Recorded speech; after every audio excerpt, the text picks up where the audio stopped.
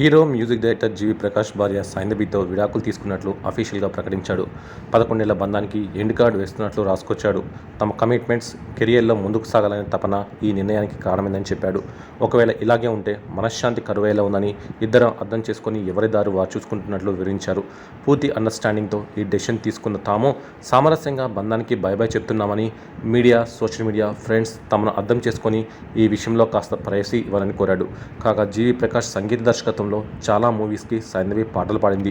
The best కూడా అనిపించుకుంది. ఈ క్రమంలోనే ఆమె ప్రేమలో పడిపోయిన ఆయన ప్రపోజ్ చేసి మరీ ప్రేమ పెళ్లి చేసుకున్నాడు. వీరిద్దరికీ ఒక పాప కూడా ఉంది.